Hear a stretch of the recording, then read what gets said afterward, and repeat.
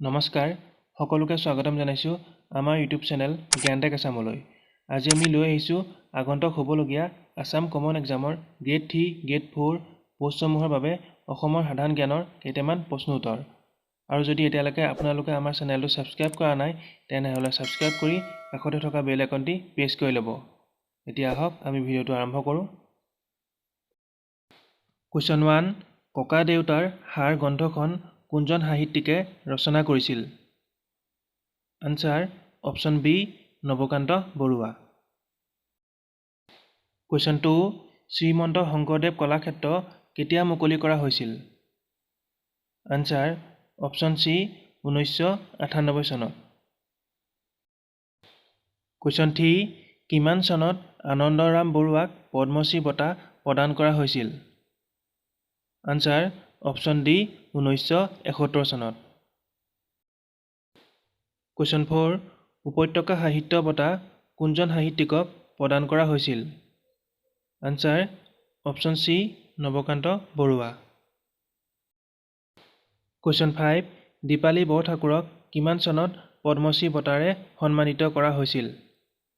Answer option A 1998 চনত। Question 6 কোনখন অভয়াৰণ্যত প্ৰথম বন্যপ্ৰাণী সংৰক্ষণ কেন্দ্ৰ প্ৰতিষ্ঠা কৰা হৈছিল? Answer option A Kaziranga.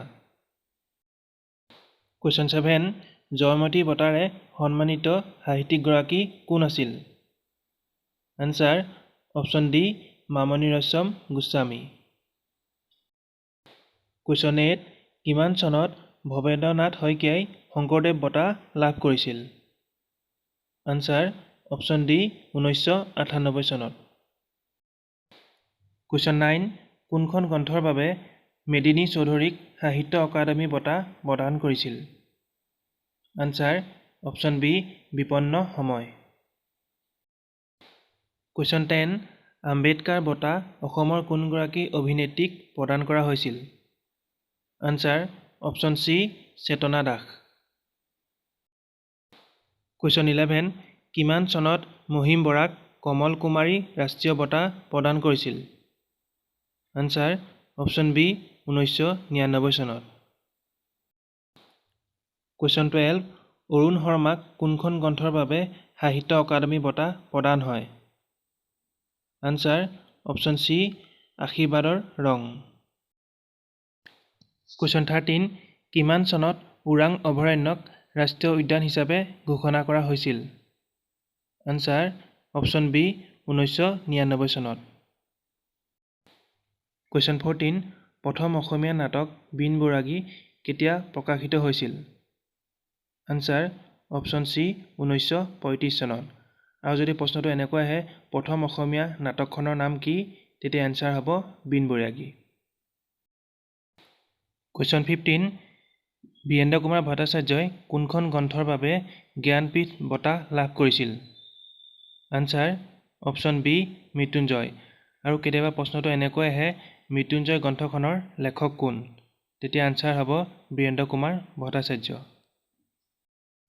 Question 16 বেদনাৰ উল্কা কাব্য সংকলনখন কাৰ ৰচনা? Answer option C Ambikagiri Raichoudhury. Question 17 Nalinibala দেৱীক কিমান চনত সাহিত্য অকাডেমী বঁটা প্ৰদান কৰিছিল? আনসাৰ অপশ্যন বি 1967 চনত।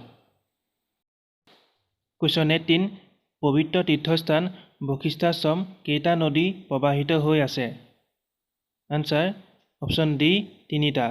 আৰু যদি প্ৰশ্নটো এনেকৈ আহে বশিষ্ঠ আশ্ৰম ক'ত আছে তেতিয়া আনসাৰ হ'ব গুৱাহাটীত।